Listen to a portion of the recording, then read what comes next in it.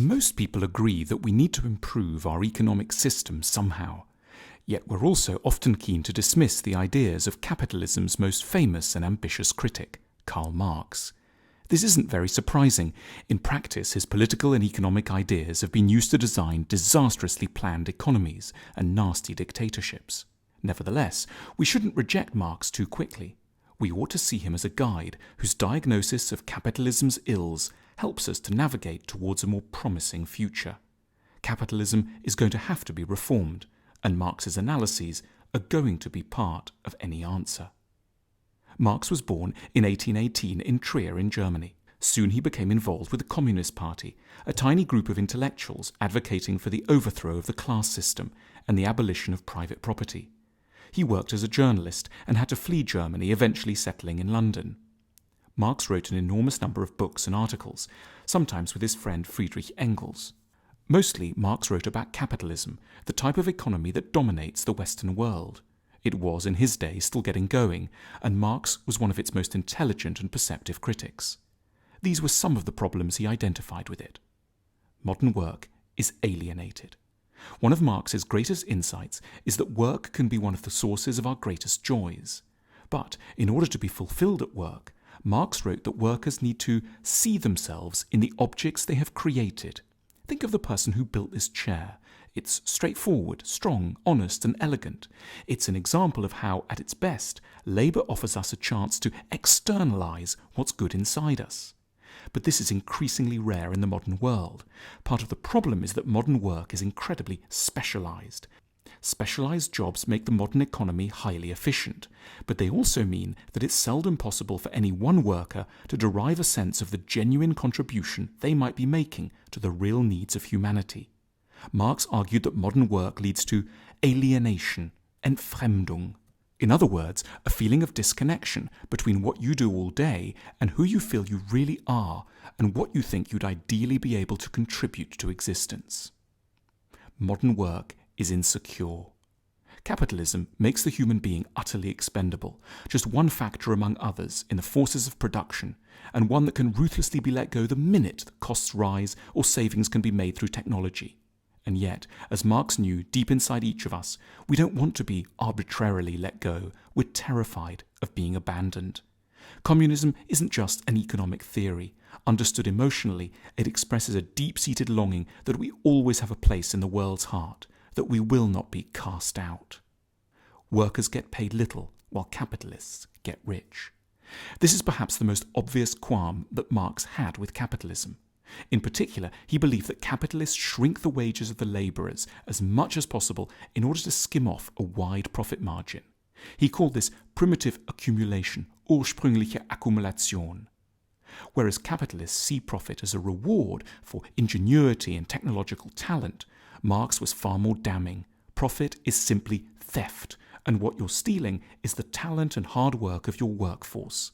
However much one dresses up the fundamentals, Marx insists that at its crudest, capitalism means paying a worker one price for doing something and then selling it to somebody else at a much higher price. Profit is the fancy term for exploitation. Capitalism is very unstable. Marx proposed that capitalist systems are characterized by a series of crises. Every crisis is dressed up by capitalists as being somehow freakish and rare and soon to be the last one. Far from it, argued Marx. Crises are endemic to capitalism, and they're caused by something rather odd. The fact that we're able to produce too much, far more than anyone needs to consume. Capitalist crises are crises of abundance, rather than, as in the past, crises of shortage. Our factories and systems are so efficient, we could give everyone on this planet a car, a house, access to a decent school and a hospital. And that's what so enraged Marx, but also made him so hopeful too. Few of us actually need to work because the modern economy is so productive. But rather than seeing this need not to work as the freedom it is, we complain about it masochistically and describe it by a pejorative word, unemployment. We should call it freedom. There's so much unemployment for a good and deeply admirable reason, because we're so good at making things efficiently. We're not all needed at the coalface. But in that case, we should, thought Marx, make leisure admirable. We should redistribute the wealth of the massive corporations that make so much surplus money and give it to everyone. This is, in its own way, as beautiful a dream as Jesus' promise of heaven, but a good deal more realistic sounding. Capitalism is bad for capitalists. Marx didn't think that capitalists were evil. For example, he was acutely aware of the sorrows and secret agonies that lay behind bourgeois marriage. Marx argued that marriage was actually an extension of business, and that the bourgeois family was fraught with tension, oppression, and resentment, with people staying together not for love, but for financial reasons.